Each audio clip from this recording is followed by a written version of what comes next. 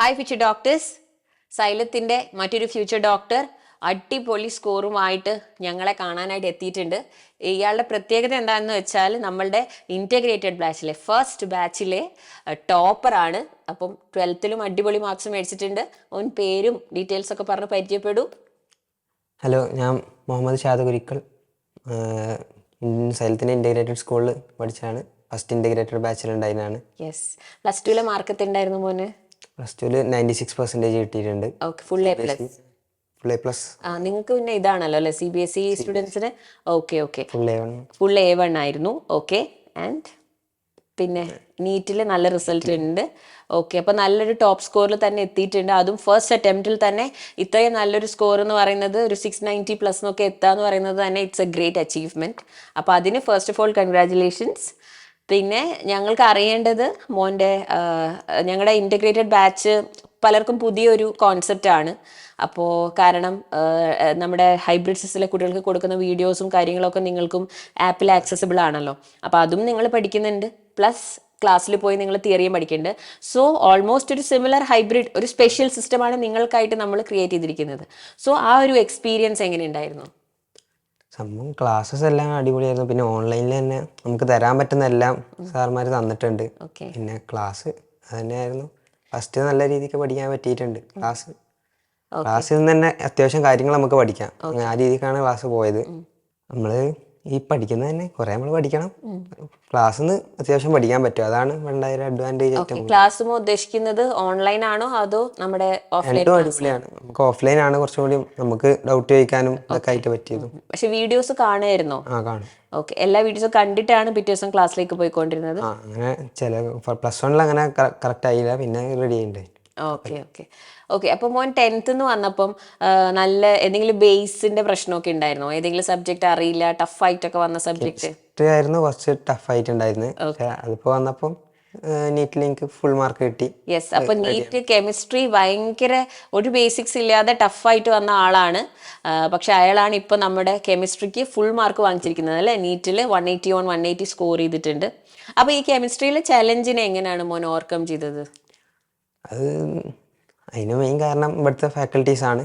അപ്പോൾ അനൂപ് സാറൊക്കെ ആണെങ്കിലും നല്ല രീതിക്ക് പറഞ്ഞു തന്നു. നമുക്ക് പെട്ടെന്ന് മനസ്സിലാവുന്ന രീതിക്കാണ് പറഞ്ഞിരുന്നത്. പിന്നെ പഠിക്കാൻ തന്നെ അതിനോടൊരു ഇഷ്ടം തോന്നും കുറച്ച് കഴിയുമ്പോൾ പഠിച്ച് വരുമ്പോൾ. അങ്ങനെയാണ് ഇപ്പം അതൊരു ഓർക്കെ. ഓക്കെ, അപ്പം നീറ്റിന് പഠിക്കുമ്പോൾ നമുക്കറിയാം എൻട്രൻസ് ഓറിയൻറ്റഡ് ആയിട്ട് പഠിക്കുമ്പോൾ നമ്മൾ കുറേ ക്വസ്റ്റ്യൻസ് ചെയ്യണം.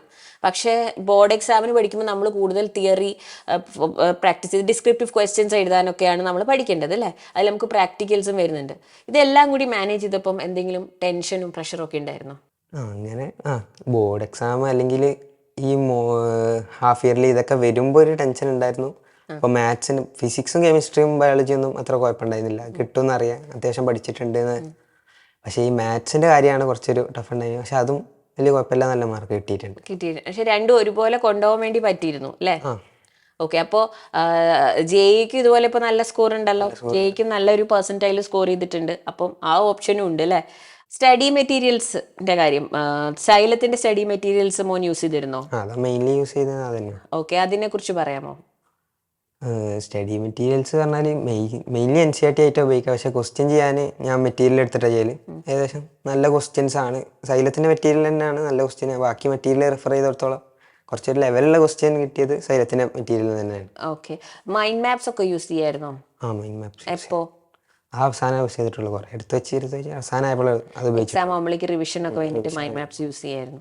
ഓക്കെ, ഇപ്പോൾ നമ്മുടെ സൈലത്തിൻ്റെ ടീച്ചിങ് മെത്തേഡിൽ മോൻ ഏറ്റവും എഫക്റ്റീവായിട്ട് തോന്നിയത് എന്താണ്?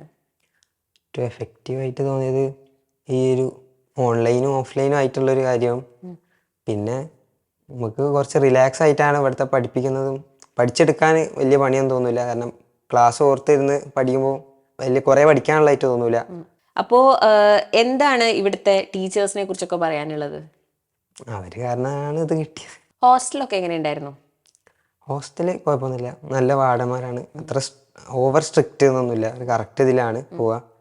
പിന്നെ എല്ലാവരും നല്ല രീതിക്ക് നടത്തിയിട്ടുണ്ട്. ഹോസ്റ്റലിൽ കുഴപ്പമൊന്നുമില്ല. മെൻറ്റർമാരാണെങ്കിലും നല്ല സപ്പോർട്ടായിരുന്നു. ഫുഡും നല്ല ഫുഡ്, ഒരു കുഴപ്പമില്ല. നമ്മൾ പ്ലസ് വണ്ണോടൊപ്പം തന്നെ ഈ സ്കൂൾ ലൈഫിലൊപ്പം തന്നെ നമ്മൾ എൻട്രൻസിൻ്റെ കോച്ചിങ് സ്റ്റാർട്ട് ചെയ്യുമ്പോൾ എല്ലാവർക്കും ഒരു ടെൻഷൻ ഉണ്ടാവില്ലേ, ഇതെനിക്ക് മാനേജ് ചെയ്യാൻ പറ്റുമോ, പിന്നെ കൂടെയുള്ള ചുറ്റിനുള്ള എല്ലാവരും ഒന്ന് ചോദിച്ചിട്ടുണ്ടാവും, നമ്മുടെ റിലേറ്റീവ്സ് ആവട്ടെ ഒക്കെ, എല്ലാം കൂടി എന്തിനാ ചെയ്യുന്നതെന്നുള്ളത്. അപ്പം മോൻ എന്താണ് ഫീൽ ചെയ്തത്? ഞാൻ സൈലത്തേക്ക് വരുന്നതിൻ്റെ മുന്നേ ഞാൻ വിചാരിച്ചിരുന്നത് ഇത് ഭയങ്കര ഹാർഡാണ്, ടഫാണ്, ഇമ്പോസിബിൾ ആണ് എന്നൊക്കെയാണ് ഈ ഒരു എൻട്രൻസ് കോച്ചിങ്. അതുകൊണ്ട് തന്നെ പ്ലസ് വൺ ഞാൻ അത്ര ഒന്ന് ട്രാക്ക് കയറിയില്ല. പ്ലസ് ടു എത്തിയപ്പോൾ പിന്നെ എന്തായാലും പഠിക്കാന്ന് വെച്ച് പഠിച്ചതാണ്. പ്ലസ് ടു നിന്നാണ് മര്യാദക്ക് തുടങ്ങിയത്. ഓക്കെ. അപ്പോൾ പ്ലസ് വൺ ഇപ്പോൾ കുറച്ച് ഉഴപ്പി, ഞാൻ അതുകൊണ്ട് ഇനി എൻട്രൻസിലൊക്കെ ഫോക്കസ് ചെയ്യണമെന്ന് വിചാരിക്കുന്നവർക്കുള്ള ഒരു മെസ്സേജും കൂടിയാണിത് അല്ലേ. കുഴപ്പമില്ല, പ്ലസ് വൺ നമ്മൾ അത്യാവശ്യം ഉഴപ്പിയെങ്കിലും നമുക്ക് പ്ലസ് ടുവിൽ അത് റെഡിയാക്കി എടുക്കാം. We can get on track. കാരണം എനിക്ക് തോന്നുന്നു അതിൻ്റെ ഒരു ബെനിഫിറ്റ് നിങ്ങൾക്ക് ഈ വീഡിയോസ് എല്ലാം അവൈലബിൾ ആയതും കൂടെ കൊണ്ടാണ് അല്ലേ. കാരണം പറ്റൂലോ, കാരണം നമുക്ക് എപ്പോ വേണമെങ്കിലും പോയിട്ട് റിവൈസ് ചെയ്തോണ്ടിരിക്കാം. ഈ പ്ലസ് ടുവിന്റെ പോർഷൻസ് കഴിഞ്ഞിട്ടും ഞാൻ എഴുതി നോക്കുന്ന മോക്ക് ടെസ്റ്റിൽ എനിക്ക് 500 അടുത്ത് വരെ എത്തുള്ളൂ. 500 ആൾക്കറിയില്ല. പ്ലസ് ടു പഠിച്ച് കഴിഞ്ഞതിന് ശേഷമാണ് എനിക്ക് മാർക്ക് നല്ലോണം കയറിയത്. ഓക്കെ. അപ്പൊ പ്ലസ് ടുവിൽ അത്യാവശ്യം നന്നായിട്ട് ഫോക്കസ് ചെയ്തിരുന്നു. അപ്പം ഈ ഒരുപാട് മോക്ക് എക്സാമുകൾ നിങ്ങൾ എഴുതിയിട്ടുണ്ടല്ലോ, അപ്പൊ അതിന്റെ ഒരു എക്സ്പീരിയൻസ് പറയാമോ? മോക്ക് എക്സാംസ് നല്ല തന്നെയാണ്. ഇവിടുത്തെ ക്വസ്റ്റ്യൻസ് നല്ല ലെവലാണ്, അടിപൊളിയാണ്. അപ്പം നീറ്റ് എക്സാമിന്റെ ക്വസ്റ്റ്യൻ പേപ്പർ കൈ കിട്ടിയപ്പോ മോനെ അത് ഫെമിലിയർ ആയിട്ട് തോന്നിയോ ക്വസ്റ്റ്യൻസ്? നല്ലോണം കുറെ അങ്ങനെ പെട്ടെന്ന് ചെയ്യാൻ പറ്റിയിട്ടുണ്ട് നീറ്റിന്റെ ക്വസ്റ്റ്യൻസ്. കാരണം ഇവിടുത്തെ എക്സാം അതിനെക്കാട്ടും കുറച്ചും കൂടി ഒരു ഹൈ ലെവലാണ്. അപ്പൊ ഇത് പെട്ടെന്ന് അതിൽ ചെറിയൊരു ഭാഗമായിട്ടോ അല്ലെങ്കിൽ പെട്ടെന്ന് കിട്ടുന്ന രീതിക്കാണ്. ബോർഡ് എക്സാം എഴുതാൻ ഫൈനൽ എക്സാമിന് ഹാളിൽ കയറിയപ്പോ മോൻ എന്താ തോന്നിയത്? എനിക്ക് കോൺഫിഡൻസോടെയാണ്. എനിക്ക് നീറ്റിനെക്കാട്ടും കുറച്ച് ടെൻഷൻ ഉണ്ടായിരുന്നു, അത് മാത്സിന്റെ കാര്യത്തില്. പക്ഷെ പേപ്പർ കണ്ടപ്പോ എല്ലാം പോയി, എളുപ്പമായിരുന്നു മനസ്സിലായി പെട്ടെന്ന് നോക്കിയപ്പോ. അപ്പൊ നമ്മുടെ ഇവിടുത്തെ ടീച്ചിങ്ങും മെറ്റീരിയൽസും ഒക്കെ മോനെ ഹെൽപ്പ് ചെയ്തിരുന്നു? നല്ല ഹെൽപ്പ് ചെയ്തിട്ടുണ്ട്. നീറ്റിനൊക്കെ ഏറ്റവും ഇമ്പോർട്ടന്റ് NCERT റീഡിംഗ് ആണ് അല്ലെ. അപ്പൊ അതെങ്ങനെയാ മാനേജ് ചെയ്തത്? ഈ പിന്നെ ബോർഡ് എക്സാമിന്റെ ഇതും പഠിക്കണം, ക്ലാസ് എടുക്കുമ്പോൾ വായിക്കുന്നതാണ്. പിന്നെ ഈ പോയിന്റ് അതിൽ ഞാൻ മാർക്ക് ചെയ്തെന്ന് മാത്രമാണ് മെയിൻലി വായിക്കാം. ക്ലാസ് എടുക്കുമ്പോൾ നന്നായിട്ട് വായിക്കും. ബയോളജി ഒക്കെ പിന്നെ കുറെ വട്ടം വായിച്ചിട്ടുണ്ട്, അത്യാവശ്യം വായിച്ചിട്ടുണ്ട്. എത്ര വട്ടം വായിച്ചു? അതിപ്പോ എണ്ണൊന്നുമില്ല, വായിച്ചിട്ടുണ്ട് നന്നായിട്ട്. അപ്പം ക്വസ്റ്റ്യൻസ് വന്നപ്പോൾ നമുക്ക് ഓർത്തെടുക്കാൻ പറ്റിയില്ലേ ഇതിന്റെ ഭാഗത്തു നിന്നാണ് വരുന്നത്?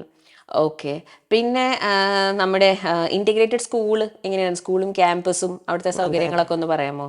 സ്കൂളില് ഇപ്പം സൗകര്യങ്ങളൊക്കെ എല്ലാം ഓക്കെയാണ്.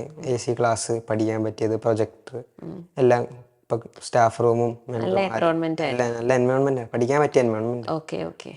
അപ്പം എല്ലാവർക്കും ഉള്ളതല്ലേ ഈ പ്ലസ് വണ്ണോടൊപ്പം തന്നെ നമ്മൾ എൻട്രൻസ് ഒക്കെ പഠിക്കുമ്പോൾ ഭയങ്കര ഓവർ ബേർഡൻ ആവും അല്ലെ? രണ്ടും കൂടെ മാനേജ് ചെയ്യാൻ പറ്റുമോ?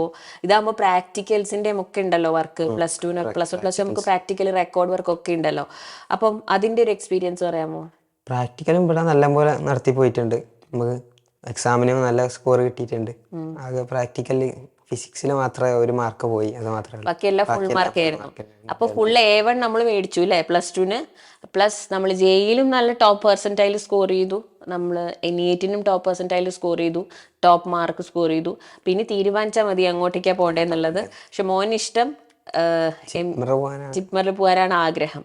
സോ ഡെഫിനറ്റ്ലി ഫേവറേറ്റ് കോളേജിൽ തന്നെ എത്തട്ടെ. അപ്പോൾ മോൻ്റെ ഫാമിലി ആയിട്ട് ഞാൻ സംസാരിച്ചപ്പോൾ പറഞ്ഞിരുന്നു ബ്രദറും MBBSന് പഠിച്ചുകൊണ്ടിരിക്കുകയാണ്. മറ്റൊരു ഇൻസ്റ്റിറ്റ്യൂട്ടിൽ 2 വർഷം റിപ്പീറ്റ് ചെയ്തിട്ടാണ് ആൾക്ക് കിട്ടിയത്. അപ്പോൾ മോന് ഫസ്റ്റ് ടൈമിൽ തന്നെ അടിപൊളി സ്കോർ കിട്ടുകയും ചെയ്തു. സോ അതിനെക്കുറിച്ച് എല്ലാവരുടെയും റെസ്പോൺസ് എന്തായിരുന്നു? എല്ലാവരും അഭിനന്ദിച്ച്.